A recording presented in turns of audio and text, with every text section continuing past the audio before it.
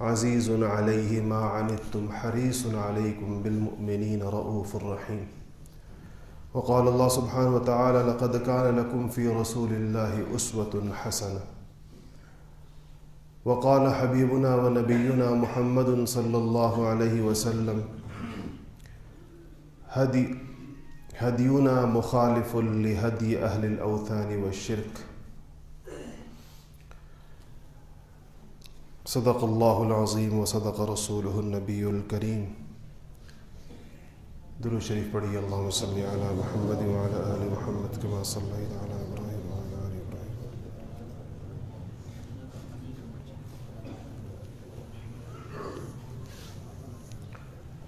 میرے محترم بھائیوں اور دوستوں،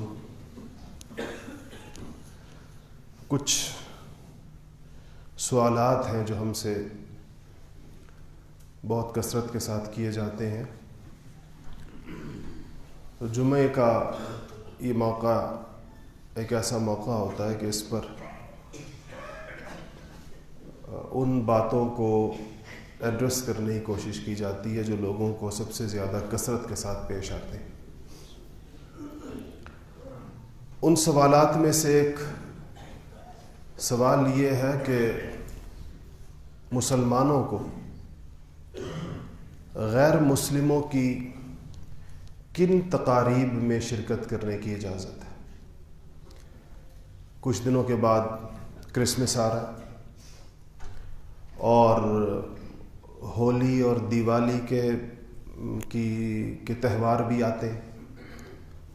نوروز کا ایک تہوار ہے وہ بھی آتا ہے اور ایسٹر بھی آتا ہے پھر آگے جا کر. تو ایک مسلمان کے لیے کسی غیر مسلم کے تہوار میں، چاہے وہ عید کے نام سے ہو یا کسی اور نام سے ہو، کیا حدود ہیں اس میں شرکت کرنے کی، مبارکباد دینے کی، تحائف کا تبادلہ کرنے کی، یا کچھ ایسے الفاظ ادا کرنے کی جو اس موقع پر اس کا رواج ہے لوگوں میں عام طور پر. اس موضوع پر آج خیال تھا کہ بات کی جائے، کیونکہ ہمارے ساتھ ایک تو آپ کے ساتھ ہفتے میں ایک نشست ہوتی ہے، آپ میں سے جو لوگ جمعہ پڑھنے آتے ہیں صرف. باقی چونکہ سوشل میڈیا پر ہمارا ایک کافی کام ہے اور بہت زیادہ لوگ ہم سے منسلک ہیں اور بہت کثرت کے ساتھ ہم سے وہاں پر بھی سوالات ہوتے ہیں.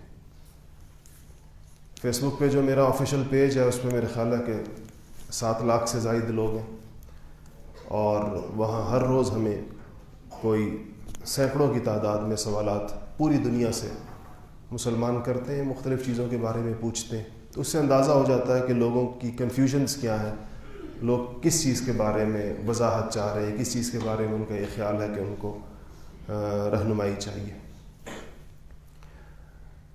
نبی کریم صلی اللہ علیہ وسلم کی تعلیمات اس باب میں غیر مسلموں کے ساتھ جو ہمارے تعلقات کی نوعیت ہے، یا ان کے ساتھ ہمیں ان کے طور طریقوں یا ان کے لباس یا ان کی پوشاک یا ان کے تہوار، ان کے طرز بود و باش، ان کا تمدن، ان کی تہذیب، ان کا کلچر، ان کی سویلائزیشن، اس سب کے بارے میں احادیث کی کتابوں میں بڑی صراحت کے ساتھ، بڑی وضاحت کے ساتھ رسول اللہ صلی اللہ علیہ وسلم کے اقوال موجود ہیں. میں نے آپ کے سامنے حدیث پڑھی اور ایک اور حدیث شاید آپ نے سنی ہو جو ہمارے ہاں جمعے کے خطبوں میں بھی بہت جگہ پڑھی جاتی ہے، کہ خطباء ایک حدیث پڑھتے ہیں کہ خیر الہدی ہدی محمد صلی اللہ علیہ وسلم. ہدی طریقے کو کہتے ہیں اور کسی چلن یا رواج کو کہتے ہیں. ہمارے ایک دوست اس کا ایک بڑا بلیغ اردو ترجمہ کرتے ہیں اور وہ کہتے ہیں کہ ہدی تہذیبی رویے کو کہتے ہیں. تو خیر الہدی کہ جتنے بھی دنیا میں تہذیبی رویے پائے جاتے ہیں، دنیا میں جتنی بھی عادات پائی جاتی ہیں، جتنے بھی اطوار پائے جاتے ہیں، جتنے بھی چلن پائے جاتے ہیں، یا آپ یوں کہہ لیں کہ جتنی نارمز اور جتنی ویلیوز پائی جاتی ہیں، تو اس میں سے ہدی محمد صلی اللہ علیہ وسلم خیر ہے کہ اس میں رسول اللہ صلی اللہ علیہ وسلم کے طریقے اور آپ کے رویے اور آپ کی عادات میں سب سے زیادہ بھلائی ہے۔ یہ حدیث شریف میں آتا ہے اور جمعے کے خطبوں میں اس لیے پڑھا جاتا ہے تاکہ لوگ اس کی طرف جائیں۔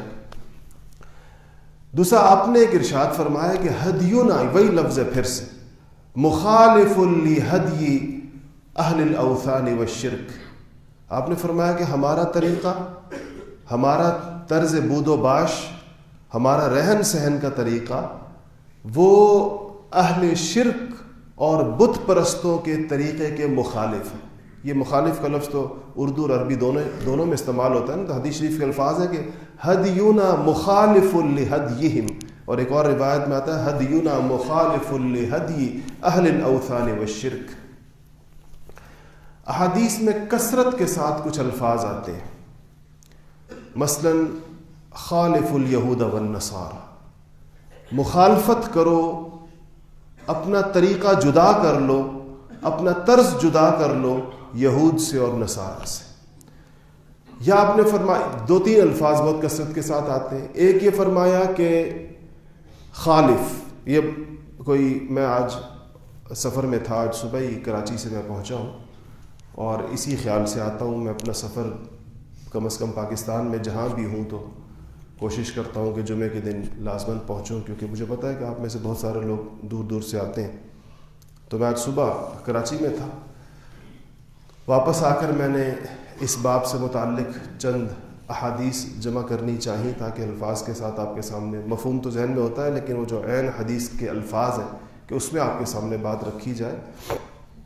تو سرسری سے مطالعے میں جو احادیث بالکل تھوڑے سے وقت میں دیکھنے سے سامنے آئیں وہ اتنی زیادہ تھی، اور اس میں دو الفاظ بہت کثرت کے ساتھ آتے ہیں۔ ایک جس نے میں لفظ کہا کہ خالف کا، مخالفت کرو، الگ ہو جاؤ۔ مخالفت کا مطلب ہمارے ہاں اردو میں شاید یہ زبانی مخالفت کو کہتے ہیں، کسی کے ساتھ اختلاف۔ عربی میں جو مخالفہ کا جو وسیع مفہوم ہے وہ یہ ہے کہ کسی کے طرز اور طریقے سے اپنے طرز اور طریقے کو جدا کر دینا، یعنی ایک واضح لائن آف ڈسٹنکشن ڈرا کر دینا، درمیان میں ایک خط قائم کر دینا کہ یہ ان کا طریقہ ہے، یہ ہمارا طریقہ ہے۔ آپ صلی اللہ علیہ وسلم نے ایک تو یہ الفاظ بہت ارشاد فرمائے ہیں، اور دوسرے جو الفاظ آپ نے ارشاد فرمائے ہیں وہ تشبہ سے منع فرمایا ہے۔ تشبہ کہتے ہیں کسی کی مشابہت اختیار کرنے کو، کسی جیسا بننے کو، اور مشابہت میں آپ کے جو الفاظ ہیں وہ سر کے بالوں سے لے کر پاؤں کے ٹخنوں تک اس کے بارے میں احادیث موجود ہیں۔ سر کے بالوں میں آئے نہى النبی صلی اللہ علیہ وسلم عن القزع، رسول اللہ صلی اللہ علیہ وسلم نے قزع سے منع فرمایا۔ قزع کیا ہے؟ کہیں سے بال تھوڑے کاٹنا اور کہیں سے بال زیادہ کاٹنا، کہیں سے چھوڑ دینا اور کہیں سے کاٹ دینا، اس کو قزع کہتے ہیں۔ تو اس لیے کہا گیا کہ سارے سر کے بال ایک طرح سے کاٹے جائیں گے، اور اگر زلفیں چھوڑی جائیں گی تو ایک ہی طرح سے چھوڑے جائیں گے۔ آپ نے دیکھا ہوگا زلفیں یا پٹے جس کو ہم کہتے ہیں، تو اس میں ایک ہی طرح سے بالوں کو چھوڑ کر کان کی لو تک یا کان سے نیچے تک بھی رکھے جا سکتے ہیں، یا وہ پھر ایک ہی طرح کے ساتھ چھوٹے کرائے جائیں گے، یا ایک ہی طرح سے پورے سر کو منڈوایا جائے گا۔ یہ نہیں ہو سکتا کہیں سے سر منڈوائیں اور کہیں سے چھوڑ دیں، یا کوئی ایک چھوٹی سی چوٹی درمیان میں چھوڑ دیں، جیسا کہ ہندوؤں کا رواج ہے چوٹی چھوڑنے کا۔ تو یہ سر کے بالوں کے بارے میں آپ کے حدیث موجود ہے۔ اس کے بعد آپ سر سے نیچے اتریں تو مونچھوں کے بارے میں احادیث موجود ہیں، داڑھی کے بارے میں احادیث موجود ہیں۔ اس سے نیچے آئیں تو آپ کو لباس کے بارے میں احادیث موجود ہیں۔ ہوتے ہوتے آپ کو احادیث جس میں یہود و نصارہ کی مخالفت کا ذکر ہے اور مشرکین کی مخالفت کا ذکر ہے، اس میں پائنچوں اور حتیٰ کہ جوتوں، نعال اور موزوں کا ذکر بھی ہے۔ آپ صلی اللہ علیہ وسلم کی تعلیمات کی یہ روح تھی، اور یہ اسلام کی ابدیت اور آفاقیت کا تقاضا تھا کہ کسی بھی اعتبار سے اس میں پچھلی تہذیبوں کی اور بگڑے ہوئے ادیان کی اور تحریف شدہ مذاہب کی اور اہل شرک کی، اہل باطل کی، مشرکین کی اور یہود و نصارہ کی کوئی خوب بو اس کے اندر آنے نہ پائے، چیزیں باہم خلط ملط نہ ہو، مکس نہ ہو آپس میں۔ صحابہ کے سوالات ہیں رسول اللہ صلی اللہ علیہ وسلم سے۔ آپ سے صحابہ نے پوچھا کہ یا رسول اللہ، یہود موضوع میں تو نمازیں پڑھتے ہیں لیکن جوتوں میں نماز نہیں پڑھنے کو بڑا معیوب سمجھتے ہیں۔ آپ نے فرمایا تم لوگ موزوں میں بھی پڑھو اور جوتوں میں بھی پڑھو کہ ان کی طرح نہ ہو۔ کہا کہ یا رسول اللہ، یہود تہمند دھوتی جس کو کہتے ہیں اس کے باندھنے کو تو ٹھیک سمجھتے ہیں اور شلوار باندھنے کو صحیح نہیں سمجھتے۔ آپ نے فرمایا تم لوگ شلواریں بھی پہنو اور دھوتیاں بھی پہنو۔ اسی طرح مختلف موقعوں پر داڑھی کے رنگنے کے بارے میں صحابہ کو آپ نے فرمایا، یہود کے ہاں داڑھی کو رنگ لگانا بالکل ناجائز اور حرام تھا، تو آپ نے باقاعدہ ترغیب دی ہے صحابہ کو۔ آپ نے کہا کہ اپنی داڑھیوں کو رنگ کیا کرو تاکہ یہود و نصارہ سے تمہاری مشابہت نہ ہو، رنگ لگایا کرو اس کو۔ تو مکمل طور پر اس پہ ایک آپ کا وہ تھا کہ ان سے ہٹ کر ہماری تہذیب۔ دیکھیں مسلمانوں کے جو ابواب شروع ہوتے تو کسی بھی مسلمان کی طرف جو احکام اگر آپ متوجہ کریں، میں نے یہ بات آپ کو بہت دفعہ یہاں بتائی ہے کہ احکامات شرعیہ کی جو کتابیں ہیں، قرآن و سنت سے زندگی گزارنے کا جو فہم لیا جاتا ہے، جس کو علم الفقہ کہا جاتا ہے، تو علم الفقہ کی جو کتابیں ہیں وہ کتاب الطہارت سے شروع ہوتی ہیں۔ طہارت کا مطلب پاکی ہے، اور طہارت سے اس لیے شروع ہوتی ہیں کہ اگر کوئی بندہ مسلمان ہو جائے غیر مسلم، یا کوئی بچہ بالغ ہو جائے، تو دونوں کو جو پہلی ضرورت پیش آتی ہے وہ طہارت کی پیش آتی ہے۔ اور آپ کو پتہ ہی ہے کہ بچے کا حساب کتاب چاہے وہ مسلمانوں کے گھر میں پیدا ہو یا غیر مسلموں کے گھر میں پیدا ہو، اس کی طرف جو شریعت کے احکامات متوجہ ہوتے ہیں اور اس کے نامہ اعمال میں جو لکھت پڑھت شروع ہوتی ہے وہ بالغ ہونے کے ساتھ ہی ہوتی ہے، بالغ ہونے سے پہلے نہیں ہوتی۔ بالغ ہونے سے پہلے نہ کسی بھی بچے کا کوئی کھاتا نہیں ہے اس سے پہلے کا۔ تو جب وہ بالغ ہو جائے گا تو اس کو جو پہلا احکامات شریعہ پر عمل کرنے کے لیے جس چیز کی ضرورت پڑے گی وہ طہارت کی ہوگی، کیونکہ اس کو یا نماز پڑھنی ہوگی، یا اس کو اگر جنابت ہے تو اس کو پاک ہونا ہوگا، یا فوراً ہی بندے کو اگر کوئی بندہ کسی وقت بھی مسلمان ہو جائے تو ایک آدھ گھنٹے میں چند گھنٹوں میں اس کی طرف نماز کا حکم آ رہا ہوتا ہے، جس کے لیے طہارت شرط ہے۔ اسی طرح غیر مسلم کا بھی یہی مسئلہ ہے، کوئی بھی آپ کے پاس آئے اور وہ کہے کہ میں مسلمان ہونا چاہتا ہوں، تو آپ سب سے پہلے اس کو غسل کروائیں گے، پھر کلمہ پڑھوائیں گے۔ تو آپ صلی اللہ علیہ وسلم نے طہارت کے ابواب میں بھی یہود و نصارہ سے اپنے طریقے کو الگ رکھا تھا۔ اس زمانے کے یہود و نصارہ کے ہاں یہ رواج تھا کہ عورتیں بیٹھ کر پیشاب کرتی تھی اور مردوں کے ہاں جو عام عادت تھی وہ کھڑے ہو کر پیشاب کرنے کی۔ تو آپ صلی اللہ علیہ وسلم نے جب مسلمانوں کے لیے بیٹھ کر استنجا اور رفع حاجت کا طریقہ فرمایا تو ان لوگوں نے یہ اعتراض کیا، کہا کہ یہ تو اس طرح رفع حاجت کرتے ہیں اور اپنے لوگوں سے کہتے ہیں جیسے عورتیں کرتی، لیکن اس بات کی آپ نے پرواہ نہیں فرمائی اور مسلمانوں کو وہی طریقہ سکھایا جو ان کا طریقہ تھا۔ نماز میں اگر آپ طہارت کے بعد اہم ترین احکامات نماز ہے، آپ نے ایک صحابی کو ٹیک لگا کر نماز پڑھتے ہوئے، تھک گئے ہوں گے یا کوئی عذر ہوگا، ٹیک لگا کر نماز پڑھتے ہوئے دیکھا تو آپ نے اس کو منع فرمایا۔ آپ نے کہا اس طرح نماز مت پڑھو، یہ یہود کا نماز پڑھنے کا طریقہ ہے، یہودیوں کے طرز کے اوپر نماز مت پڑھو۔ روزہ، نماز کے بعد آپ روزے پر اگر آج ایک حکم پر اگر آپ جائیں گے آپ کو احادیث ملیں گی اس کے لیے۔ روزے کا جب مسئلہ ہے آپ کو پتہ ہے کہ قرآن میں موجود ہے کہ تم سے پچھلی امتوں پر بھی روزہ فرض کیا گیا، یا ایھا الذین آمنوا کتب علیکم الصیام کما کتب علی الذین من قبلکم، کہ تمہارے اوپر روزے کو اس طرح فرض کیا گیا جس طرح تم سے پچھلے لوگوں پر روزے کو فرض کیا گیا۔ تو آپ تو روزہ اس کا مطلب ہے یہود کا بھی تھا اور نصارہ کا بھی تھا، مسلمانوں کا بھی تھا۔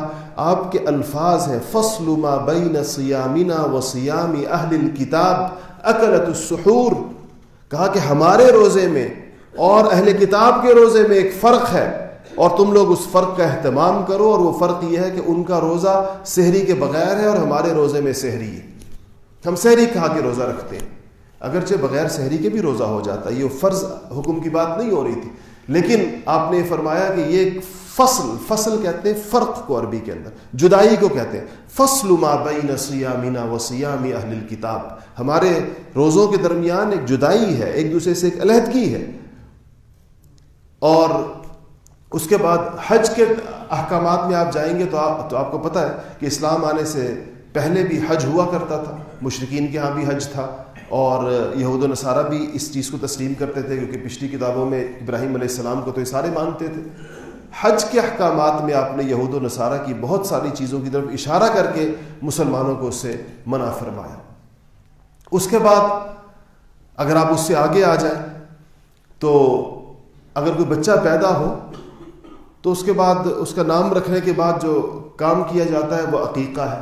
یہ عقیقہ یہود کے ہاں بھی ہوتا ہے۔ تو یہود کے ہاں عقیقے کے موقع پر ایک رسم تھی کہ جس جانور کو بچے کے عقیقے پر وہ ذبح کیا کرتے تھے، اسی جانور کے خون میں روئی کا ایک ٹکڑا رکھ کر اور اس کو بچے کے سر پر رکھا کرتے تھے کہ یہ خون بہایا گیا اس بچے کے لیے۔ عقیقہ ایک بچے کے لیے ہوتا ہے، ظاہر بات ہے کہ اس کی عافیت کے لیے یا اس کی سلامتی کے لیے یا اس کی زندگی میں برکت کے لیے، تو پھر وہ خون میں روئی ڈبو کر اس کے سر کے اوپر رکھا کرتے تھے۔ آپ صلی اللہ علیہ وسلم نے صحابہ سے فرمایا کہ اجعلوا الخلوق مکان الدم، کہ تم خون کی بجائے اپنے، اگر تم کوئی بچے کے ساتھ کے لیے کوئی تبرک کا معاملہ کرنا چاہو تو تم خوشبو اس کے سر پہ لگا دیا کرو، خون مت لگاؤ اس کے سر پہ۔ یہاں پر بھی کہا کہ تاکہ یہود و نصارہ کے ساتھ ہماری مشابہت نہ ہو، مماثلت نہ ہو، کوئی ایسی ہمارے درمیان ایسی سملیرٹیز نہ ہو، ریزمبلنس نہ ہو، ایک دوسرے سے ملتی جلتی ہوئی چیزیں ہمارے درمیان ایسی نہ قائم ہو کہ جس سے لوگوں کو اسلام میں اور یہودیت اور نصرانیت کے درمیان فرق نہ پتہ چلے، وہ سمجھے شاید ساری کی ساری چیزیں ایک ہیں۔ اسی طرح آپ نے سلام کے بارے میں صحابہ کو سختی کے ساتھ منع فرمایا کہ لا تسلموا تسلیمۃ الیہود والنصارى، یہود و نصارہ والے سلام مت کرو ایک دوسرے کو۔ اور ایک اور موقع کے اوپر آپ نے فرمایا لا تقوموا کما یقوم الاعاجم، کہ اس طریقے سے مت کھڑے ہوا کرو جس طرح یہ عجمی غیر مسلم کھڑے ہوتے ہیں۔ اس زمانے میں فارس کے لوگ غیر مسلم تھے، سارے کے سارے جو عجمی تھے، کہا ان عجمیوں کی طرح سلام کے لیے کھڑے مت ہوا کرو۔ مطلب یہ تھا کہ جو مسلمانوں کا سلام ہے ایک دوسرے کو کرنا، جس کو جو اب بدقسمتی سے ہمارے ہاں بھی اس کا ایک عجیب سی ایک رواج آیا ہے کہ السلام علیکم کے اچھے الفاظ چھوڑ کر ہم نے ایک دوسرے کو ہیلو ہائی شروع کر دیا ہے، کہ وضاحت سے آپ صلی اللہ علیہ وسلم نے منع فرمایا یہود و نصارہ کے سلام سے۔ ان ساری چیزوں اور کچھ چیزیں جو میں آپ کو بتاتا ہوں اس کے بارے میں، یا دو تین چیزیں اور بھی سن لیں، جیسا کہ اوقات نماز میں ہمیں سورج کے طلوع ہوتے ہوئے اور سورج کے غروب ہوتے ہوئے سجدہ کرنے سے، عبادت کرنے سے، نماز پڑھنے سے کیوں روک دیا گیا؟ کہ جب سورج نکل رہا ہو یا جب سورج غروب ہو رہا ہو تو آپ لوگ کہتے ہیں کہ مکروہ اوقات ہے، اس میں سجدہ نہیں کرنا، اس میں نفل نہیں پڑھنے، اس میں نماز نہیں پڑھنی، کیونکہ جو مجوس تھے، جو سورج کی عبادت کرنے والے تھے، یہ ان کی عبادت کے اوقات تھے۔ تو کہا گیا کہ ان کی اس وقت میں وہ بھی سجدہ ریز ہوتے ہیں اور سورج کو سجدہ ریز ہوتے ہیں یا آگ کو سجدہ ریز ہوتے ہیں، تو مسلمانوں کو منع کیا گیا کہ تم ان اوقات میں اللہ کے آگے بھی سجدہ ریز مت ہو، تاکہ دیکھنے والے کو ایسا نہ لگے کہ کوئی ایک ہی عبادت ہو رہی ہے، شاید دونوں کسی ایک ہی چیز کے آگے سجدہ ریز ہیں۔ ہمیں اللہ جل شانہ نے اپنی عظمت کے آگے جو دن کے 24 گھنٹے اس کو سجدہ کرنے کی بظاہر اجازت ہونی چاہیے تھی اس کے، لیکن مشابہت سے منع کرنے کے لیے ہمارے لیے ان اوقات کو مکروہ قرار دے دیا گیا۔ جب اذان کا وقت آیا تھا، صحابہ سے پہلے اس طرح ہوا کرتا تھا کہ نماز کا کوئی وقت متعین نہیں تھا اور صحابہ حضور کا انتظار کیا کرتے تھے۔ جب حضور صلی اللہ علیہ وسلم تشریف لے آتے تھے تو صحابہ نماز کے لیے آپ کھڑے ہو جایا کرتے تھے، اور اس ظاہر بات ہے کہ نہ گھڑیاں تھی اس زمانے میں، تو اذان بھی نہیں تھی، ابھی اذان شروع نہیں ہوئی تھی۔ تو ایک نماز کا وقت آپ کو پتہ ہے کہ کتنا اس میں کتنی جگہ ہوتی ہے، کئی گھنٹے ہوتے ہیں ایک نماز کے وقت میں، تو صحابہ کو بہت لمبا انتظار کرنا پڑتا تھا۔ آج کل تو گھڑیاں آ گئی ہیں اور گھڑیوں میں جیسے ہی سیکنڈ کی سوئی 0 پر پہنچتی ہے تو لوگ اتنی بےتابی سے کھڑے ہوتے ہیں کہ جیسے اگر 1 سیکنڈ تاخیر ہو گئی تو خدا جانے کیا ہو جائے گا. اور پھر نماز کھڑی کرنے میں اتنا شوق ہوتا ہے اور اس کے بعد مسجد کے دروازے پر 20 منٹ گپے لگاتے رہتے ہیں, اس میں کوئی فرق نہیں پڑتا. اگر تو اوقات اتنے قیمتی ہیں کہ 1 سیکنڈ امام کے کھڑے ہونے کا بھی انتظار نہیں کرتے, بلکہ وہ امام سے پہلے کھڑے ہو کر اگر وہ بیچارہ قسمت کا مارا کوئی 10, 15, 20 سیکنڈ لیٹ ہو جائے تو آپ دیکھیں ذرا کیسے سارے گھورنا شروع کر دیتے ہیں کہ امام کیوں لیٹ ہوا. عمومی مسجد میں, ہمارے یہاں تو اللہ کا شکر ہے یہ ماحول نہیں ہے, عام مسجدوں میں ہم دیکھتے ہیں وہ بعض مسجدوں میں ان گھڑیوں کے ساتھ ایک آواز بھی لگا دی گئی ہے, تو ایسا ہوتا ہے کہ جیسے ہی وہ آواز ہوتی ہے تو لگتا ہے سب لوگوں کو کسی مشین نے اچانک یوں کھڑا کر دیا سیدھا سیدھا. تو یہ پابندی صرف نماز کی ابتدا کے لیے ہے, یعنی وہ جو وقت ہوتا ہے. خیر میں عرض یہ کر رہا تھا بیٹھے رہنا چاہیے, امام کے کھڑے ہونے کا انتظار آداب میں سے ہے. یہ بدتمیزی ہے کسی اس سے پہلے کھڑے ہو کر اس کو گویا اشارہ کرنا کہ وہ اب آگے ہو جائے, ٹائم پورا ہو گیا. آداب ہیں, آرام سے بیٹھے رہیں, امام کھڑا ہو جائے تو اس کے بعد کھڑے ہو. کبھی پڑھیں کتابوں کے اندر کہ امامت کے آداب کیے. تو اس پہ صحابہ بیٹھے رہتے تھے حضور صلی اللہ علیہ وسلم کے انتظار میں, تو تشریف لاتے تھے تو نماز ہوتی تھی. تو آپ نے فرمایا جو کہ صحابہ کے گھر دور دور تھے اور ان کو بہت زیادہ انتظار کرنا پڑتا تھا, تو کوئی چیز ہونی چاہیے جس کے اوپر لوگ جمع ہوا کریں, کوئی آواز ہونی چاہیے. تو تجاویز مشورہ مانگا صحابہ سے. تو جو صحابہ نے مشورے دیے مختلف چیزوں کے کہ اگر ناقوس بجایا جائے, آپ نے فرمایا نہیں یہ نصارہ کا طریقہ ہے, وہ ناقوس بجاتے ہیں. کسی نے کہا کہ نرسنگا بجایا جائے, آپ نے کہا نہیں یہ یہود کا طریقہ ہے, یہود اس طریقے سے اپنی عبادت کی طرف لوگوں کو بلاتے ہیں. تو واضح طور پر ان مشوروں کو آپ نے رد فرما دیا جن مشوروں میں یہود یا نصارہ کے طریقے سے نماز کے اوپر بلانے کی کوئی مشابہت قائم ہو رہی تھی. پھر اس پر اس مجلس کے اندر کوئی مشورہ نہیں ہو سکا, اور اس کے بعد صحابہ آپ صلی اللہ علیہ وسلم نے تجویز مانگی تھی, اور جو تجاویز پیش کی گئیں وہ قبول نہیں ہوئی یہود و نصارہ کی مشابہت کی وجہ سے. تو صحابہ اس فکر کو لے کر اپنے گھروں کو واپس گئے. تو ایک صحابی نے خواب میں دیکھا کہ اذان دی جا رہی ہے, اللہ اکبر اللہ اکبر. تو اس نے آ کر کہا, حضور کو کہا کہ یا رسول اللہ میں نے خواب میں یوں دیکھا ہے کہ اس طریقے کے ساتھ یہ تو آپ نے فرمایا کہ پڑھو ان کلمات کو. کیسے تھے وہ سارے کے سارے, ان کو پورا خواب یاد تھا اپنا. تو کہتے ہیں کہ میں نے, تو جب وہ یہ کہنے لگے سنانے لگے تو ان کی آواز, تو سیدنا اتنے میں حضرت عمر فاروق رضی اللہ تعالیٰ عنہ بھی مسجد میں پہنچے اور انہوں نے دیکھا تو وہ حضور کو یہ بات بتا رہے. تو عمر فاروق نے کہا یا رسول اللہ خدا کی قسم یہی خواب میں نے بھی دیکھا. تو آپ نے فرمایا اللہ نے قلوب کو خیر پہ, مشورے کے نتیجے میں صحابہ نے اس کو دیے. لیکن عرض میں کر رہا تھا کہ الگ رکھا معاملے کو اس سے بھی.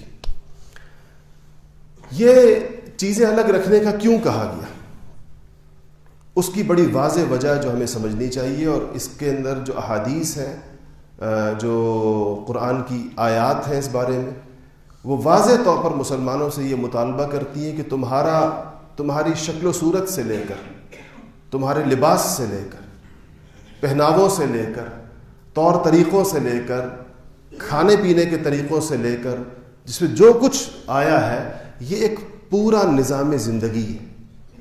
اس نظام زندگی میں تمہیں اپنے طریقوں پر چلنا ہے, کسی اور کے طریقوں پر نہیں چلنا.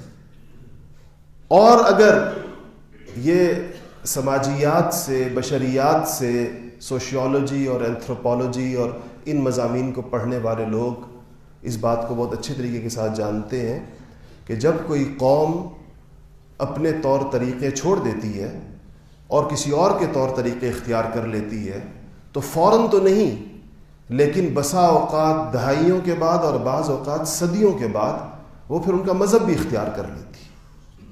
یہ مذہب جو ہوتا ہے یہ کلچر کے پیچھے پیچھے چلا آتا ہے. ایسے نہیں ہے کہ ایک ہی دن میں تبدیلی ہوتی ہے, یہ اس پہ بہت زمانہ لگتا ہے, اسے بہت مدت لگتی ہے. لیکن جو اس کا منطقی اور حتمی اور آخری انجام ہوتا ہے وہ یعنی تبدیلی یا طرز حیات اگر بدلے گا تو افکار بدلیں گے, خیالات بدلیں گے, نظریات بدلیں گے, اور ہوتے ہوتے عقائد بدلیں گے. اس کے نتیجے میں بالآخر وہ مرحلہ آ جائے گا کہ جس میں لوگوں کے ہاتھوں سے اپنا مذہب نکل جائے گا. اس چیز پر دیکھیں صحابی فرماتے ہیں کہ حضرت, اور ہیں بھی عبداللہ ابن عمر رضی اللہ تعالیٰ, کہتے ہیں کہ رسول اللہ صلی اللہ علیہ وسلم نے مجھ پر رأى رسول اللہ صلی اللہ علیہ وسلم علی ثوبین معفرین، کہتے رسول اللہ صلی اللہ علیہ وسلم نے میرے اوپر میں نے ایسے لباس پہنا ہوا تھا کہ جس کا رنگ زرد تھا، زرد رنگ کے میں نے 2 کپڑے پہنے تھے. صحابہ ایک نیچے تہمند ہوگا اور ایک اوپر چادر ہوگی. تو کہا کہ رسول اللہ صلی اللہ علیہ وسلم نے اسے فرمایا کہ ان هذه من ثياب الكفار، یہ کافروں کا لباس ہے، لا تلبسهما، اس کو مت پہنو. تو کہتے ہیں کہ میں نے سوچا کہ اس زمانے کے کچے رنگ ہوتے تھے، تو میں نے سوچا کہ یہ میں دھو دوں اس کو. تو میں نے پوچھا یا رسول اللہ اگر میں اس کو دھو دوں تو اس کا رنگ چلا جائے گا؟ تو آپ نے فرمایا کہ بل احرقهما، اس کو جلا دو. یہ جو شدت فرمائی آپ نے، یہ اس چیز سے، چونکہ ابتدائی اسلام تھی، اس چیز سے ان کو سختی کے ساتھ منع کرنے سے کہ تمہاری کوئی چیز ان کے ساتھ ابھی اس مرحلے کے اوپر نہ ملے. دیکھیں لباس کے احکام کے بارے میں یہ بات سمجھ لیں کہ کوئی طے شدہ لباس نہیں ہے شریعت کا یوں کہ کہا جائے کہ وہ چیز بالکل اپنے طور پر ثابت ہے. کچھ اس کے موٹے موٹے احکام ہیں. کھلا ہونا چاہیے، اور اس میں جسم کے اعضاء واضح نہیں ہونے چاہیے، اور سطر اس کے اندر بندے کا پورا ہونا چاہیے. اور ایک شرط تمام کتابوں میں لکھا ہے کہ وہ کفار کا مذہبی لباس نہیں ہونا چاہیے. اگر وہ لباس ان کے کسی بھی درجے میں ان کے مذہب کی اس کو پورا کرتا ہے تو مسلمانوں کو ان کی مشابہت اختیار کرنے سے منع کیا گیا. اور مشابہت کے بارے میں یاد رکھیے گا کہ رسول اللہ صلی اللہ علیہ وسلم نے یہ فرمایا کہ من تشبہ بقوم فہو منہ، کہ جو جس کی مشابہت اختیار کرے گا وہ انہی میں سے سمجھا جائے گا، جس کے ساتھ اس کی مشابہت ہوگی، جس کے ساتھ وہ ملتا ہوا ہوگا. یہ معاملہ اتنا سادہ نہیں ہے. ہمارے معاشرے میں چونکہ آپ حضرات بھی جتنے لوگ، یہ وہ موضوعات ہیں جس کو کہنا چاہیے سب سے زیادہ ناپسندیدہ موضوعات ہیں، کیونکہ اس کا مخاطب ہر شخص ہو رہا ہوتا ہے. اور کوئی بندہ، ہمیں دین کی وہ باتیں پسند آتی ہیں، اچھی لگتی ہیں جس میں ہماری تائید ہوتی ہو. یہ ہمارا مزاج ہے. ہم چاہتے ہیں کہ ہمیں وہ باتیں بتائی جائیں جس سے ہماری بزرگی مزید ثابت ہو، جس سے ہم بالکل ٹھیک ثابت ہو، جس سے پتہ چلے کہ ہم بالکل صحیح چل رہے ہیں. اور وہی تعبیرات دین کی ٹی وی چینلز کے اوپر بھی پسند کی جاتی ہیں. کسی بھی ان پڑھ، نیم خواندہ، آدھے پڑھے لکھے اور آدھے جاہل آدمی سے دین کی کوئی ایسی تعبیر کوئی سن لے کہ جس سے اس کے کسی عمل کی تائید ہوتی ہو، تو سوالات کی ہم پہ بھرمار کر دیتے ہیں کہ جی وہ ہم نے ایک بات رات یہ سنی تھی کہ فلاں دانشور صاحب یہ کہہ رہے تھے، یہ چیز تو اسلام میں نہیں ہے. اور ہمیں اتنا مزہ آتا ہے کیونکہ وہ چیز ہماری زندگی میں نہیں ہوتی، تو ہم کہتے ہیں چلے جی اگر انہوں نے اس کو اسلام سے بھی نکال دیا پھر تو کام ہی آسان ہو گیا. خام خواہ ایک بندہ احساس جرم اس کو ہوتا رہتا ہے کہ میری زندگی میں نہیں ہے اور اسلام میں ہے، تو وہ اس احساس جرم سے اس کی. لیکن یہ بات یاد رکھیں کہ اگر ایسے دین پیش کیا جاتا رہا تو دین کا وہی حال ہوگا جو یہود و نصارہ کے دین کا ہوا تھا. یہود و نصارہ سے کیا غلطی ہوئی تھی؟ غلطی ان کے مولویوں سے ہوئی تھی، غلطی ان کے مذہبی پیشواؤں سے ہوئی تھی کہ انہوں نے عوام کی پسند کو دین بنا کر پیش کرنا شروع کر دیا تھا. جو چیزیں عوام کو پسند ہوتی تھی، جو چیزیں نفسانیت کو پسند ہیں، جو چیزیں انسان کا دل چاہتا ہے کہ میں اس طرح کروں، وہ اس کو مذہب بنا کر پیش کر دیتے تھے. کہتے تھے اللہ بھی یہی چاہتا ہے. لوگ بڑے خوش ہو جاتے تھے کہ چلو جی ہماری اور اللہ کی چاہت تو ایک ہو گئی، مسئلہ ہی کوئی نہیں رہا، کوئی پریشانی نہیں رہی. یہ کام ان کے مذہبی پیشواؤں نے کیا. اللہ پاک نے ان پیشواؤں کے اوپر لعنت فرمائی آسمانوں سے کہ یہ ملعون ترین لوگ ہیں جو مخلوق کی خوشنودی کی پرواہ کرتے ہیں، خالق کی خوشنودی کی پرواہ نہیں کرتے. جو مخلوق اور خالق کے درمیان واسطہ ہے، اور ان کے ذمے یہ تو تھا کہ یہ خالق کا پیغام لوگوں کو پہنچائیں گے اور بلا کم و کاست پہنچائیں گے، کسی کی ناراضگی کی پرواہ کیے بغیر پہنچائیں گے. اس کی بجائے انہوں نے دیکھنا شروع کر دیا کہ لوگ کیا چاہتے ہیں، ڈیمانڈ کیا ہے لوگوں کی. جس طرح آج کل کے ٹی وی چینلز ہیں وہ پبلک ڈیمانڈ دیکھتے ہیں، لوگ کیا دیکھنا چاہتے ہیں. لوگ اگر فحاشی دیکھنا چاہتے ہیں تو فحاشی دکھاؤ، لوگ اگر جھوٹ سننا چاہتے ہیں تو جھوٹ سناؤ. لوگ اگر جو چیز لوگوں کی پسند ہے وہی چیز ان کو بتائی جاتی ہے کہ یہ چیز پیش کرے. تو کیا آپ یہ چاہتے ہیں کہ دین بھی اس طرح پیش کیا جائے، پبلک ڈیمانڈ کے مطابق جو لوگ چاہیں جو موضوعات لوگوں کو اچھے لگے وہ پیش کیے جائیں، اور جس طرح کی بات اچھی لگے۔ بدقسمتی کے ساتھ ہر دور میں دین کو ایسے کچھ لوگ ضرور ملتے ہیں جو خواہشات نفس کی بنیاد پر، نفس کی خواہشات کو دیکھتے ہوئے دین کا بیانیہ ترتیب دیتے ہیں، اور لوگوں کو اس لیے پسند آتا ہے کہ وہ ہماری پہلے سے چلتی ہوئی عادات کے مطابق ہوتا ہے۔ دیکھیں، لوگوں نے یہ کہا کہ نماز جو ہے وہ تو اللہ کو یاد کرنے کا نام ہے۔ یہ جن فرقوں کی زندگی سے نماز نکلی ہے وہ کیسے نکلی ہے؟ بہت سے فرقے ایسے ہیں جو اسلام کی طرف منسوب ہے، نماز نہیں ہے ان کے مذہب میں۔ وہ کیوں نہیں ہے؟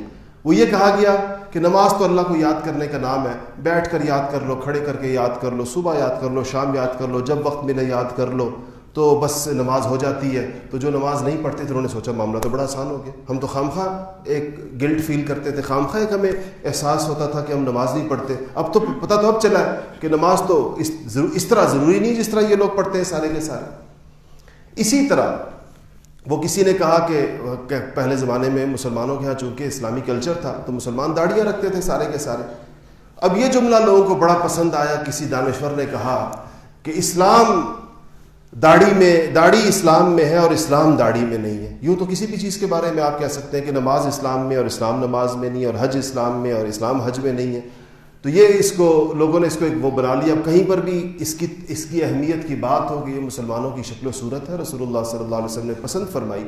آپ کو دو مشہور روایت حدیث کی کہ دو قاصد آئے تھے آپ کے پاس، اور وہ مسلمان بھی نہیں تھے، اور آپ نے جب ان کو دیکھا تو ان کی بڑی بڑی مونچھیں تھیں اور داڑیاں انہوں نے مونڈی ہوئی تھی۔ تو آپ نے چہرہ مبارک دوسری طرف کر کے ان سے کہا کہ تمہیں کس نے کہا ہے کہ یہ شکل بناؤ تم لوگ، کہ کس نے تمہیں اس شکل کی ترغیب دی ہے جو تم نے بنائی ہے کہ اتنی بڑی بڑی مونچھیں اور داڑھی نہیں ہے؟ تو حالانکہ مسلمان بھی نہیں تھے، کسی اور ملک کے قاصد تھے، ایک بادشاہ نے بھیجے تھے آپ کے پاس پیغام رسانی کے لیے۔ تو اس کو وہ ایک صاحب کہنے لگے ہمارے ہاں اتنی عجیب و غریب تعویلات جو کام ہم نے نہ کرنا ہو، تو کہنے لگے کہ جی داڑھی پرانے زمانے میں اس لیے ہوتی تھی کہ یہ گردن چھپانے کے کام آتی ہے۔ تو چونکہ پہلے تلوار سے لوگ لڑتے تھے تو تلوار میں نشانہ گردن کا لگایا جاتا تھا، تو گردن کی پروٹیکشن کے لیے داڑھی رکھی جاتی تھی تاکہ گردن نظر نہ آئے۔ اب تو جی توپ تفنگ اور گولی کا زمانہ ہے تو اب تو اس کی کوئی ضرورت باقی نہیں رہے گی۔ یہ فلسفے بھی آپ سنیں مسلمانوں کے، ماشاءاللہ میں تو حیران رہ کہ اس تعویل کے اوپر زندگی میں پہلی دفعہ سنی میں نے۔ تو یہ ہمارا مزاج ہے کہ ہمیں شریعت کے احکامات کے لیے ایسی کوئی چیز، کوئی کہہ دے کہ قربانی اسلام میں نہیں ہے یا فرض واجب نہیں ہے، سنت ہے، ہمیں بڑی پسند آ جاتی ہے۔ کوئی کہہ دے کہ تراویح کی رکعات 20 نہیں ہے، کم ہے، ہمیں وہ بات بڑی پسند آئے گی۔ آپ غور کریں کہ ہمیں وہ چیز کیوں پسند آتی ہے جو آسان ہوتی ہے یا نہیں کرنی ہوتی۔ کبھی ہم نے مثلا امام مالک کے ہاں تراویح کی رکعت 36 ہے، کبھی 36 پڑھی ہم نے؟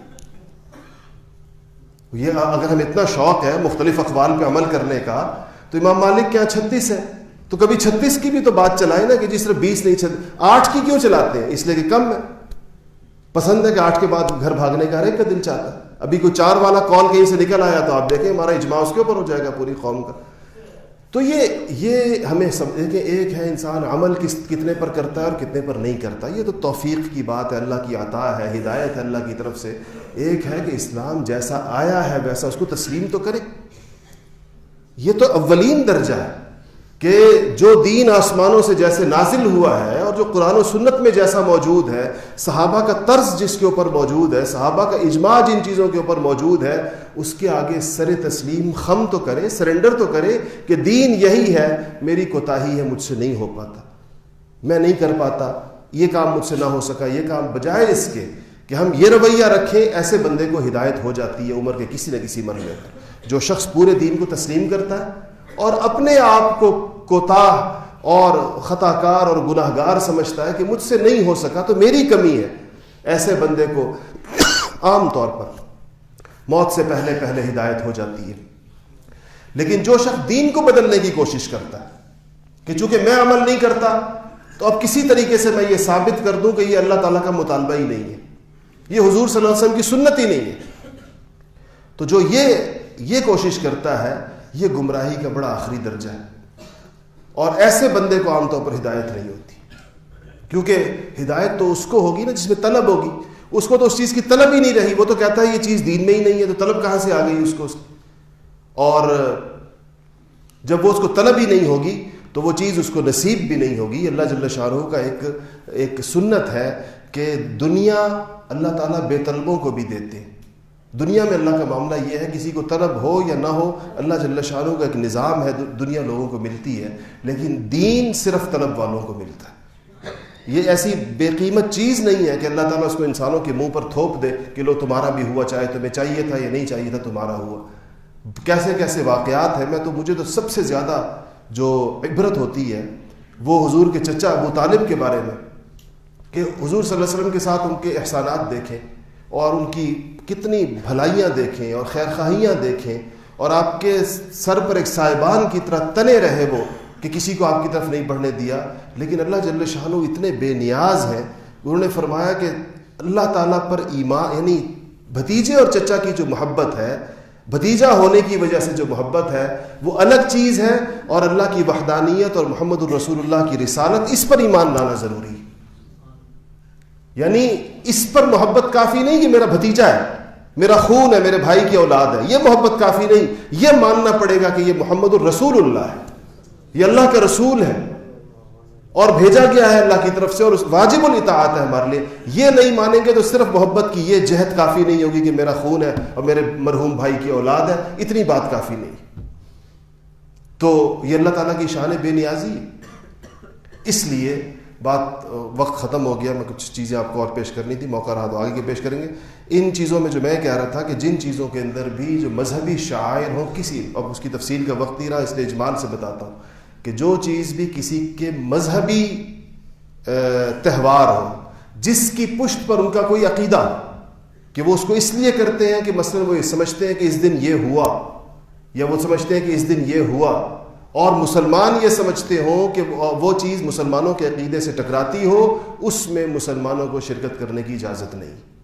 اس شرکت کو اس عقیدے کی تائید سمجھا جاتا ہے کہ آپ کی شرکت کا مطلب ہے کہ آپ اس عقیدے میں ان کو ٹھیک سمجھتے ہیں، اور اس لیے ایسے تمام موقعوں کے اوپر اور ایسی تمام چیزوں کے اوپر مسلمانوں کو اپنی اسلامی شناخت اور اسلامی اخلاق کے ساتھ، اس کے اندر کسی بد اخلاقی کی ضرورت نہیں ہوتی، نہ اس کے اندر کسی فساد کی ضرورت ہوتی ہے، کسی جھگڑے کی ضرورت ہوتی ہے، لیکن اپنی اسلامی اعتقاد کے ساتھ آپ ان مسلمانوں کا کھڑا ہونا ضروری ہے۔ اللہ جل شانہ مجھے اور آپ کو عمل کی توفیق نصیب فرمائے۔